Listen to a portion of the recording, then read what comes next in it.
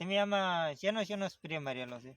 આની અંદર એક જ સ્પ્રે મારેલો છે, જે આપણે બુલડો ઓલું ભાઈ થાર 971 અને બીજો માર્યું છે ફૂલ જેલ, અને એની ઈયળું માટે આપણે એમામેક્ટિન બેન્ઝોલ 1.9.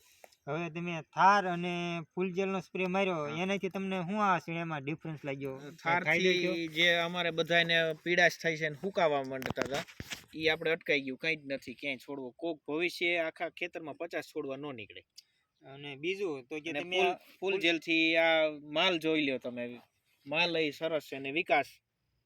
તમને જે આ પોપટા રહ્યા ફ્લાવરિંગ છે, ફ્લાવરિંગ આવી પછી તમને અત્યારે શું લાગે છે? હજી આગળ ફ્લાવરિંગ વચ્ચે ફૂટ કેવી છે? હા, હજી એક રાઉન્ડ અંદર હાલે એવું પાણી પિયત આપેલું છે અત્યારે જ, હજી તાજું પિયત. અને એનીમાં હાલે એવું થાય એટલે તરત એક રાઉન્ડ ફૂલ જેલનો અને પાછું થાર 971. થાર 971 થી બીજો ફાયદો એક છે કે રોજડું ભૂંદડું આને ખાતું નથી.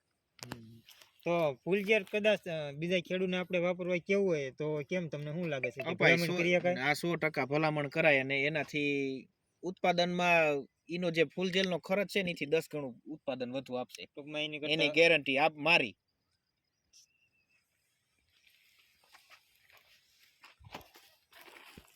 બસ.